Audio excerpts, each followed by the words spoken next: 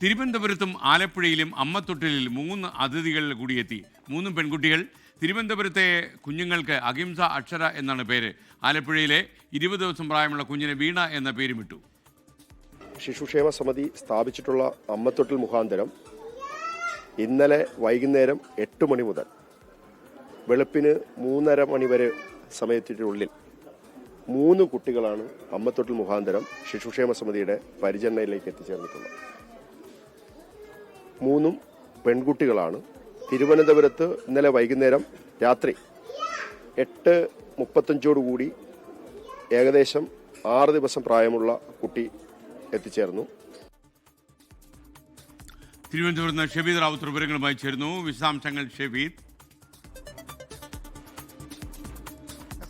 ശിശുക്ഷേമ സമിതിയെ സംബന്ധിച്ചിടത്തോളം മുൻപൊരിക്കലും നടന്നിട്ടില്ലാത്തൊരു സംഭവമാണ് ഇന്നുണ്ടായിരിക്കുന്നത്. ഇന്ന് ഈ വിദ്യാഭ്യാസ മന്ത്രി വി ശിവൻകുട്ടിയുടെ ഔദ്യോഗിക വസതിയായ റോസ് ഹൗസിൽ ഈ ശിശുക്ഷേമ സമിതിയിൽ നിന്നുള്ള 9 കുട്ടികളെ എടുത്തിനിരുത്തിയിരുന്നു. വളരെ വൈകാരികമായിട്ടായിരുന്നു മന്ത്രി വി ശിവൻകുട്ടി അക്കാര്യത്തിൽ പ്രതികരിച്ചതും. അതിനുശേഷം അദ്ദേഹം ഈ കുഞ്ഞുങ്ങൾക്ക് പറഞ്ഞുകൊടുത്ത പേര് അത് സത്യം, നീതി അതടക്കമുള്ള കാര്യങ്ങളായിരുന്നു കുഞ്ഞുങ്ങളെ കൈപിടിച്ച് എഴുതിപ്പിച്ചത്. ആ ഒരു സമയത്ത് തന്നെയാണ് ഈ വാർത്തയും പുറത്തു വരുന്നത്. അതായത് ഇന്നലെ വൈകിട്ട് 3 മണിക്കും ഇന്ന് പുലർച്ചെ 4 മണിക്കും ഇടയിൽ ശിശുക്ഷേമ സമിതിയുടെ അമ്മത്തൊട്ടിലേക്ക് എത്തിയത് 3 കുട്ടികളാണ്. സാധാരണ ഇരട്ടക്കുട്ടികളെയൊക്കെ കിട്ടാറുണ്ട്. പക്ഷേ 3 കുട്ടികൾ, 3 അതിഥികൾ എത്തിച്ചേരുന്നത് ഇതാദ്യമായിട്ടാണെന്നുള്ളതാണ് ഏറ്റവും പ്രധാനപ്പെട്ട കാര്യം. തിരുവനന്തപുരത്ത് ഇന്നലെ രാത്രി 8:35 6 ദിവസം പ്രായമുള്ള കുഞ്ഞിനെ ലഭിച്ചു. ആലപ്പുഴയിൽ രാത്രി 12:30 20 ദിവസം പ്രായമുള്ള കുഞ്ഞിനെ കിട്ടി.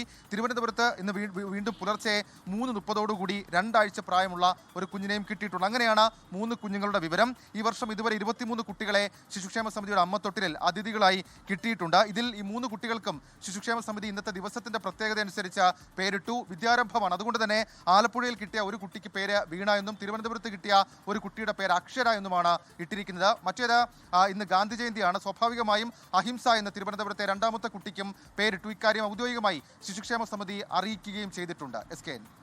ലോകത്തെവിടെയായാലും ഏത് സമയത്തും 24 വാർത്തകളും ഓഗ്മെന്റഡ് റിയാലിറ്റി പാക്കേജുകളും എക്സ്പ്ലെയിനറുകളും വിശദമായി കാണാൻ ഞങ്ങളുടെ യൂട്യൂബ് ചാനൽ നിങ്ങൾക്ക് സബ്സ്ക്രൈബ് ചെയ്യാം.